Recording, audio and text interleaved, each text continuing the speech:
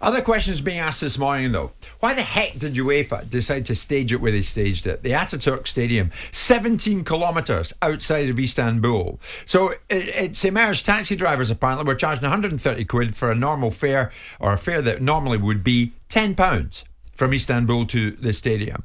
Queues of 2 hours reported to get on official UEFA shuttle buses, which started leaving the city centre 9 hours before the match was due to start. The whole thing sounded a bit of a mess from start to finish. And I'm keen to hear from Manchester City fans this morning who paid witness to that. 03717 223344. Ian's a City fan. Ian, good morning. Euphoric that the treble has been won, jubilant no doubt, but were you caught up in this? Were you out there? Morning, Jim. Yeah, I was out there with my son for what will be an unforgettable experience, but unfortunately, sadly tainted by the shocking organisation of what went on getting to and from the ground. Give us an idea of it, Ian. I mean, just starting off with the fan zone, which was predominantly City fans. 75% of the people that were there were probably City fans trying to get on a coach to go. Nobody was talking English. I couldn't speak to anybody who was going to let us know where we were going to get on the coach and go. We got on the coach. It's a 2-hour journey to travel 15 miles. But that was just the start of it, Jim. When we get in the ground, an hour and a half to be able to purchase a piece of food, 2 burgers, a cup of Coke and some popcorn, €44. Lovely.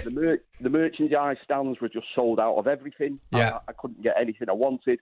And then coming out at the end, some of the stories I heard were unbelievable. And there were people there trying to push their disabled friends, relatives, on what was just like a shale with no lighting. I almost feel embarrassed because on a normal event, I would have stopped and tried to help. But you were just desperate to try to save yourself. Yeah.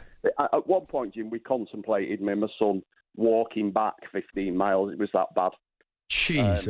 How long did it take you, Ian, to get back to your accommodation after the game? We got back to our hotel at 4:30 in the morning. So we probably left the ground about 1 in the morning. We travelled 500 yards in an hour at one point. The only way I can describe it is it was like an arrowhead. Probably 10 lanes of traffic trying to get into one. It was just unbelievable. Crazy. Ian, we'll ask questions of UEFA about this. Thanks so much for your call. Here is Nicola, another Manchester City fan. Nicola, good morning to you. Morning, how are you? Very good, thank you. Congratulations. Wonderful to be a Manchester City fan, I'm sure, this morning. Were you out there? Did you get caught up in this? Yeah, 100%. So I travelled with my husband and my 11-year-old son. We went Friday, and Saturday we decided to get to the fan zone early. It took us, luckily, about half an hour to get on the shuttle bus, but 2 hours to get to the stadium. No air conditioning, no water. It was absolutely ludicrous. And then I think the main thing for us was coming back. We got on the shuttle bus about 1 o'clock in the morning, an hour just to get out of the car park. My son desperately needed the toilet. The driver refused to open the door to let him go. He had to hold on to it for 3 hours until we got back. And we actually got dumped somewhere. The doors just opened. We had no idea where we were. It wasn't even the fan zone. We then had to get a cab back to our hotel. We didn't get back until 4:30 in the morning, and we had to be up at 6 to get to the airport. I mean, my son had, an hour and a half sleep in over 24 hours. I mean, it really was shambolic. And when you got into the stadium, there were 2 kiosks selling food and drink. It was an hour and a half queue just to get some water. I mean, I've never been anywhere like it before. It really was absolutely shambolic. Sounds a total nightmare, Nicola. Listen, thank you for that. I mean, Simon, UEFA have got to be questioned about this, have they not? They're in the dock for this. They put it to this stadium, the Ataturk, from start to finish, the wrong decision, clearly. Yeah, I mean, again, they've chosen a stadium they chose in 2005. Right. I don't remember complaints at the time to the level that we've got now, but now that people are saying that it was the same in 2005, but we didn't hear that at the time. Maybe we just weren't listening, maybe, to those Liverpool fans. Maybe. Maybe that's what it is, Martin. Maybe no one listens to the football fans, and they deliberately pick stadiums to make it as difficult for people as they possibly can. Something's wrong here, though. Well, clearly, or maybe, keep doing it, don't they? or maybe there's. Well, I don't know. I don't know if they keep doing it, because if we're talking about how many European Cup finals are we talking about, and how many times have we heard this? Well, is this a recent phenomenon? Is it based upon people's expectance and tolerance, or is it really based upon?